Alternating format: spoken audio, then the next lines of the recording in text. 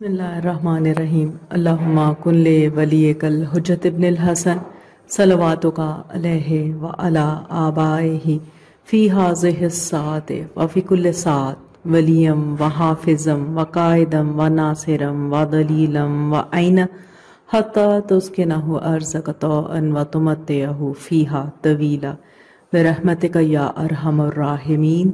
اللہم صلی علی محمد و آل محمد و اجل فرجہم۔ السلام علیکم کنیزان زہرا و منتظرین امام زمان۔ آج 11 صفر المظفر 1442 ہجری ہے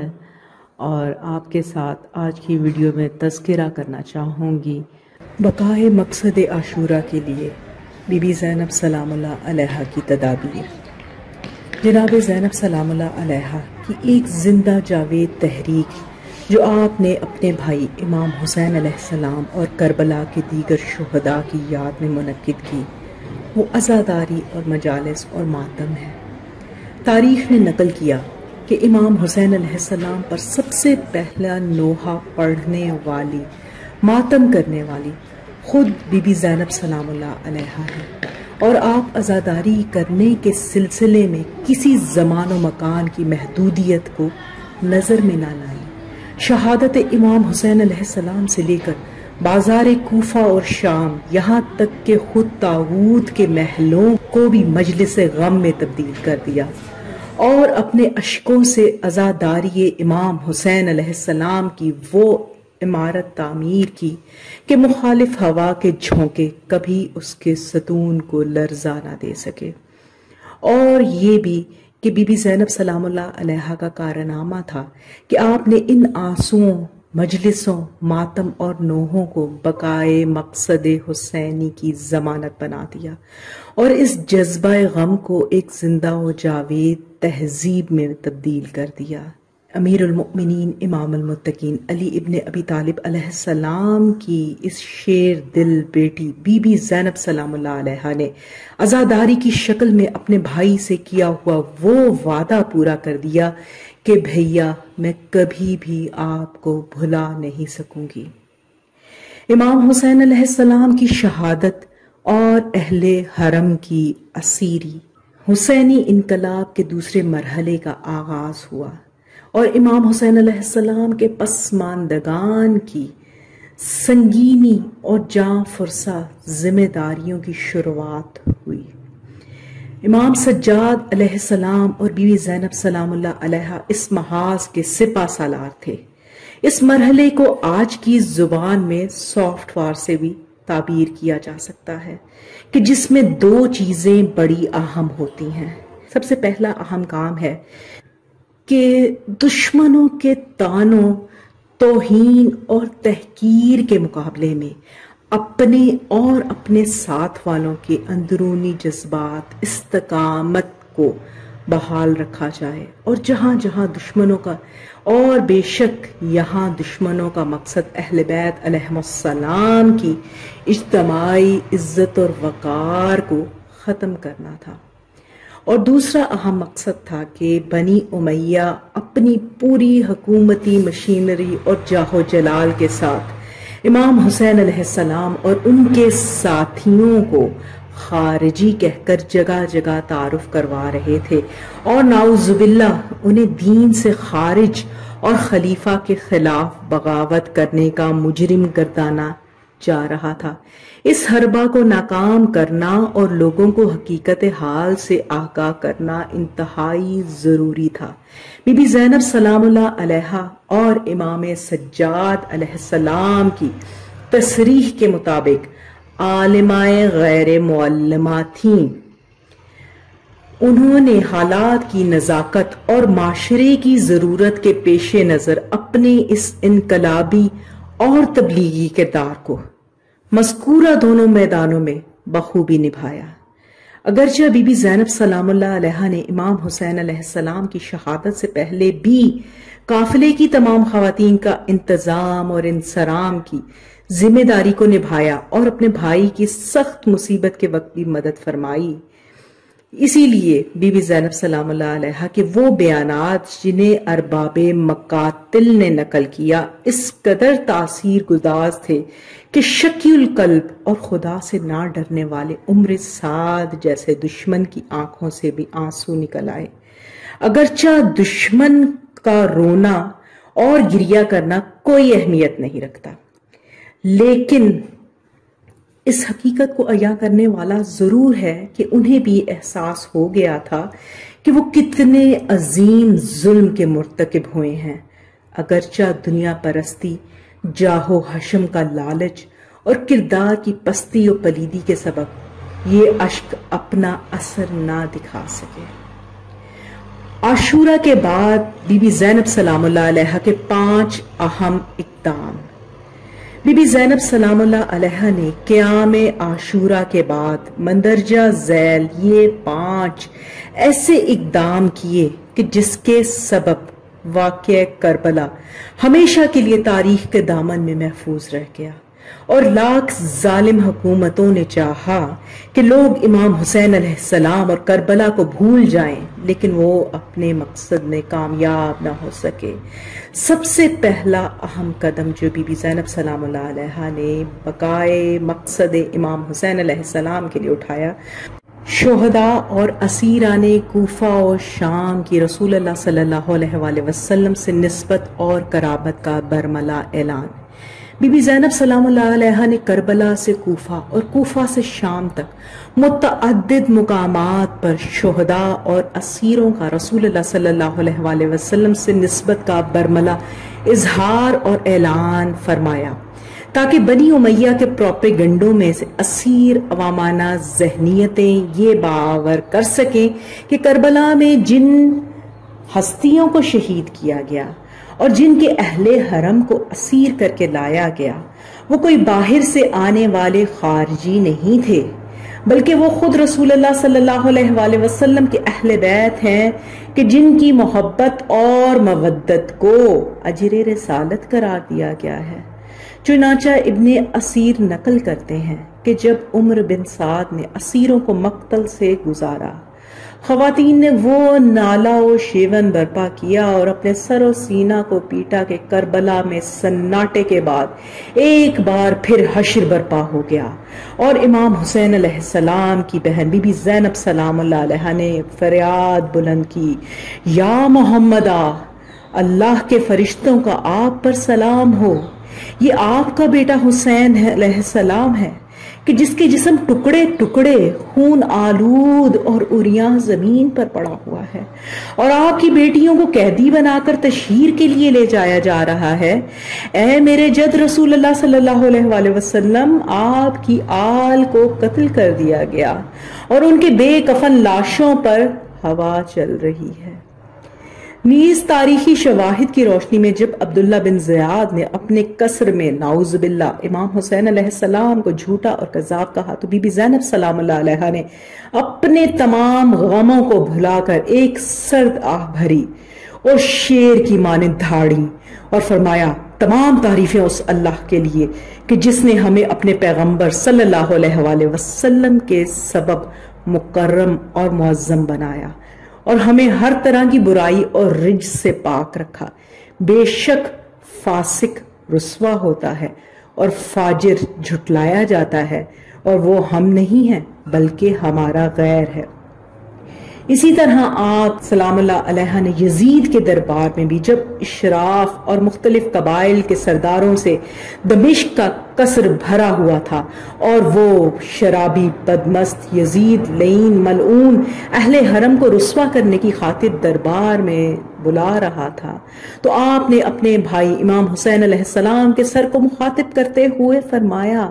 اے بھائی حسین علیہ السلام، اے حبیب خدا صلی اللہ علیہ وآلہ وسلم کے حبیب، اے جگر گوشائے فاطمہ الزہرا سلام اللہ علیہا، کنیزان زہرا و منتظرین امام زمان، یہاں اس بات کی جانب بھی توجہ ضروری ہے کہ بی بی زینب سلام اللہ علیہ نے رسول اللہ صلی اللہ علیہ وآلہ وسلم سے اپنی قرابت اور نسبت کو بنی امیہ اور ان کے بہی خواہوں کے سامنے اظہار کرنے سے پہلے عوام کے سامنے ظاہر کیا، تاکہ انہیں یہ احساس ہو جائے کہ انہوں نے یزید ملعون کا ساتھ دے کر کتنی غلطی کی ہے۔ چنانچہ آپ نے کوفہ کے بازاروں میں تماشائیوں کے ہجوم میں لوگوں کو خطاب کرتے ہوئے فرمایا، شبیر بن خزیم کہتا ہے کہ میں نے بی بی زینب سلام اللہ علیہ کا وہ خطبہ سنا کہ اس سے پہلے میں نے کبھی اتنی بلاغت سے بھرپور خطبہ کسی خاتون سے نہیں سنا تھا۔ جب خطبہ دینے لگی تو مجھے یہ احساس ہوا کہ جیسے میں امیر المؤمنین امام المتقین علی بن ابی طالب علیہ السلام کے دور خلافت میں آپ علیہ السلام سے خطبہ سن رہا ہوں۔ بی بی زینب سلام اللہ علیہ نے فرمایا، تمام تعریفیں اللہ کی ذات کے لیے ہیں اور اس کا درود و سلام ہو میرے جد رسول اللہ صلی اللہ علیہ وآلہ وسلم اور ان کی آل پاک پر۔ اے کوفہ والو، کیا تم یہ گمان کرتے ہو کہ فرزند خاتم الانبیاء، معدن رسالت اور جوانان جنت کے سردار کے خون کے نشانات کو اتنی جلدی مٹایا جا سکے گا؟ تم لوگوں نے اسے قتل کیا ہے جو نیک لوگوں کی پناہ گاہ اور بے آسروں کا آسرا تھا۔ اور صرف شہزادی زینب سلام اللہ علیہ نے اپنے کلام و خطبات میں ہی نہیں بلکہ اپنے قول اور عمل سے بھی لوگوں کو یہ سمجھانے کی کوشش کی کہ ہم ذریت پیغمبر ہیں اور ان کی آل ہیں، جیسا کہ مشہور روایت میں ہے کہ جب کوفہ میں اہل حرم کے قافلے پر کھجوریں پھینکی گئیں تو آپ نے اپنی بہن جناب ام کلثوم سلام اللہ علیہ سے فرمایا، بہن ان کوفہ والوں کو سمجھا دو کہ یہ عام قیدی نہیں ہیں کہ جو تمہارا صدقہ کھا لیں، بلکہ رسول اللہ صلی اللہ علیہ وآلہ وسلم کی آل ہیں جن پر صدقہ حرام قرار دیا گیا۔ دوسرا اہم قدم جو بی بی زینب سلام اللہ علیہ نے اٹھایا وہ کنیزان زہرا اور منتظرین امام زمان کربلا میں یزیدیوں کے جرم اور ظلم سے لوگوں کو آگاہ کرنا۔ اگرچہ بہت سے دوست اور دشمن راویوں نے واقعہ عاشورہ کو نقل اور بیان کیا ہے، لیکن بی بی زینب سلام اللہ علیہ خود اہل بیت رسول اللہ صلی اللہ علیہ وآلہ وسلم پر یزیدیوں کے مظالم کی سب سے برجستہ راوی ہیں۔ البتہ بی بی زینب سلام اللہ علیہ نے اپنی روایات سے نہ صرف حکومت اور اس سے وابستہ افراد کو اس کے جرم کا مجرم ٹھہرایا، بلکہ عوام کو بھی طاغوت کا ساتھ دینے اور ان کے ظلم پر خاموش رہنے کے سبب قصوروار ٹھہرایا۔ چونکہ اگر وہ عبید اللہ اور یزید کا ساتھ نہ دیتے اور اپنے امام کو تنہا نہ چھوڑتے تو کبھی اتنا تلخ اور عظیم سانحہ رونما نہ ہوتا۔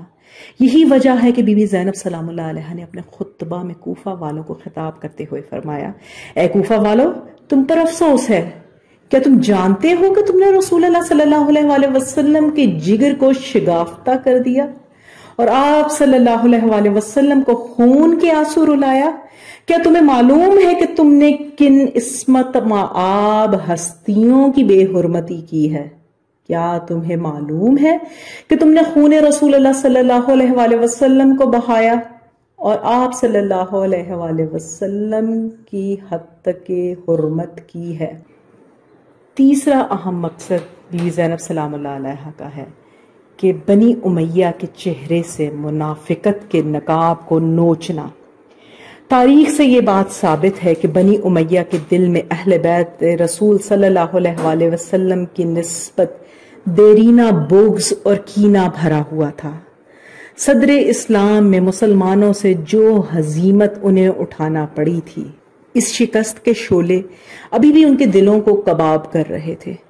چنانچہ وہ واقعہ عاشورہ کو بدر و خندق میں اپنے آبا و اجداد کا بدلہ تصور کر رہے تھے۔ چنانچہ یزید کا یہ کینہ و حسد کربلا کے بعد اس کے اشعار میں صاف طور پر جھلکتا ہے، چونکہ اس نے اپنے کفار آبا و اجداد کو مخاطب کرتے ہوئے کہا تھا، پیغمبر اکرم صلی اللہ علیہ وآلہ وسلم نے حکومت کا ایک ڈھونگ رچایا، نعوذ باللہ، نہ کوئی غیبی خبر آئی، نہ ہی کوئی ان پر وحی نازل ہوئی، نعوذ باللہ۔ میں بھی قبیلہ خنزف میں سے نہیں، اگر احمد کی بیٹیوں سے اس کے کیے ہوئے کاموں کا انتقام نہ لے لوں۔ ظاہر ہے بی بی زینب سلام اللہ علیہا اور امام سجاد علیہ السلام کی ذمہ داری بہت سنگین تھی۔ آپ نے لوگوں کو یہ باور کرانے کی کوشش کی کہ بنی امیہ کسی طور بھی اسلامی حکومت کے حقدار نہیں ہیں، کیونکہ ان کے دلوں میں آج بھی دور جاہلیت کا بغض اور حسد بھرا ہوا ہے۔ چنانچہ یزید کے دربار میں خود اس سے مخاطب کر کے فرمایا، اے آزاد کیے ہوئے غلاموں کے بیٹے، کیا تجھے یہ زیب دیتا ہے کہ تیری عورتیں، بچے اور کنیزیں پردے میں رہیں اور نبی زادیاں تیرے سامنے بے پردہ کھڑی ہوں؟ جناب زینب سلام اللہ علیہ کا یہ بیان ایک دو دھاری تلوار کی مانند تھا کہ جس سے ایک طرف یزید اور اس کا خاندان کے چہرے پر پڑی ہوئی منافقت کی نقاب کو الٹا جتلایا اور بتلایا کہ تو اپنی حیثیت اور وقت کو یاد کر کہ فتح مکہ کے موقع پر ہمارے جد رسول اللہ صلی اللہ علیہ وسلم نے تیرے خاندان کی جان بخشی کی اور تم لوگ خوف میں ایمان لائے تھے، لہٰذا تمہارا مسلمان ہونا ہماری نظر میں کوئی اہمیت نہیں رکھتا۔ اور دوسری جانب یہ اشارہ بھی تھا کہ یزید تو کتنا پست اور ذلیل ہے کہ جسے اس بات کا خیال نہیں کہ جس کے نام پر تخت پر بیٹھا ہوا ہے اس کی آل تیرے سامنے قیدی بنا کر لائی گئی اور تو تخت پر بیٹھا ہوا فخر کر رہا ہے۔ اور سب سے اہم اور چوتھا کام جو بی بی زینب سلام اللہ علیہ نے کیا وہ امام زین العابدین علیہ السلام کی حفاظت کرنا۔ تاریخ کا ہر طالب علم یہ بات جانتا ہے کہ کربلا کے میدان میں امام زین العابدین علیہ السلام کا بیمار ہو جانا مصلحت الہی تھا، کیونکہ سلسلہ امامت کو قیامت سے متصل ہونا تھا۔ لیکن ساتھ میں یہ بھی ایک اہم حقیقت ہے کہ امام زین العابدین علیہ السلام کی جان کو ہر آن بنی امیہ سے خطرہ لاحق تھا، لہٰذا بی بی زینب سلام اللہ علیہ نے فاطمی قوت اور علوی سولت کے ساتھ اپنے بھتیجے کی اس طرح حفاظت کی کہ امام وقت کو خطرات کے طوفان سے بچا کر مدینہ لے آئیں۔ چنانچہ تاریخ نے ہمیں یہ بتلایا کہ کتنی مرتبہ شمر، عمر سعد، ابن زیاد اور یزید کی طرف سے امام زین العابدین علیہ السلام کو قتل کر دینے کا منصوبہ بنایا گیا، لیکن آپ ہر مرتبہ بھتیجے کی ڈھال بن جاتی اور ان پر گر جاتی تھی اور فرماتی تھی اگر اسے قتل کرنا چاہتے ہو تو پہلے مجھے قتل کرنا پڑے گا۔ بی بی زینب سلام اللہ علیہ کا سب سے اہم مقصد عزاداری سید الشہداء امام حسین علیہ السلام کی بنیاد ڈالنا ہے۔ بی بی زینب سلام اللہ علیہ کی ایک زندہ جاوید تحریک جو آپ نے اپنے بھائی امام حسین علیہ السلام اور کربلا کے دیگر شہداء کی یاد میں منعقد کی، وہ عزاداری اور مجلس و ماتم ہے۔ تاریخ نے نقل کیا کہ امام حسین علیہ السلام پر سب سے پہلے نوحہ اور ماتم کرنے والی خود بی بی زینب سلام اللہ علیہ ہے۔ اس کے ساتھ ساتھ بی بی نے عزاداری کی بنیاد ڈال کر ہر یزید اور یزیدی سے نام اہل بیت علیہ السلام کو مٹانے کی نجس فکر کو سلب کر لیا، اور آپ نے اپنے چاہنے والوں اور مکتب عاشورہ کے پیروکاروں کو یہ سمجھا دیا کہ عزائے حسینی علیہ السلام کو کسی زمان و مکان کی حدود میں قید نہیں کیا جا سکتا، بلکہ جہاں بھی کچھ حسین علیہ السلام کے عاشق جمع ہو جائیں وہی مکان مجلس غم اور عزاداری بن سکتا ہے۔ تو کنیزان زہرا و منتظرین امام زمان، یہ مختصر کچھ آپ کے ساتھ کہ کس طرح بی بی زینب سلام اللہ علیہ کی ان عظیم کوششوں کے نتیجے میں عزاداری اور مجالس نوحہ ہم تک پہنچے۔ آج کی میری اس ویڈیو کے حوالہ جات ہیں شیخ مفید کی لکھی ہوئی امالی، بقا روان حسینی از مدینہ تا مدینہ،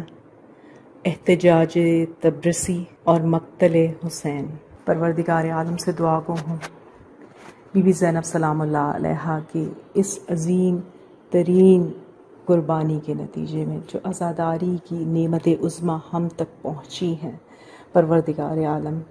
ہمیں اس قابل کر دے کہ ہم اس نعمت کو اپنی آنے والی نسلوں میں اسی طرح منتقل کر سکیں جس طرح چہارد معصومین علیہ السلام چاہتے ہیں،